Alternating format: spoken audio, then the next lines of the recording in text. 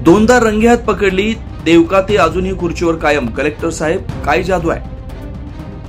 अहिल्यानगर जिल्ह्यातील सावेडी येथील मंडळ अधिकारी शैलजा राजाभाऊ देवकाते या भ्रष्टाचाराच्या आरोपी अधिकाऱ्यांच्या कारणामे आता जनतेचा संताप अनावर झालाय। हे नाव पहिल्यांदाच चर्चेत आलेलं नाही, कारण देवकाते या अँटी करप्शन विभागाकडून एकदा नव्हे तर तब्बल 2 वेळा लाच घेताना रंगेहात पकडले गेले। पहिल्यांदा 2018 मध्ये आणि दुसऱ्यांदा 2024 मध्ये।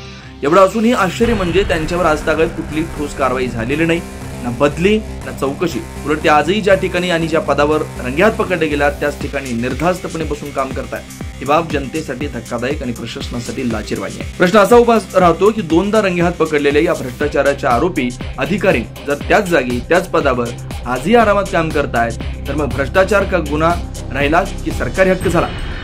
सामान्य जनतेला रोज त्रास देणाऱ्या अशा अधिकाऱ्यांना पाठीशी घालण्यामागं नेमका कुणाचा हात आहे? भ्रष्ट अधिकाऱ्यांना का वाचवलं जात आहे? जनतेचा विश्वास हा शासनावर टिकवायचा की भ्रष्ट मंडल अधिकाऱ्यांच्या छत्रछाईखाली बुडवायचा हा निर्णायक प्रश्न आता जिल्हाधिकाऱ्यांसमोर उभा राहिला आहे। लोक सरळ विचारतात, दोनदा रंगेहात पकडलेली भ्रष्टाचाराच्या आरोपी अधिकारी जर अजूनही त्याच ठिकाणी कार्यरत असेल तर लाचलुचपत प्रतिबंधक विभागाचं काम फक्त नाटक आहे का आणि कायदा केवळ कागदावरच उरलाय का?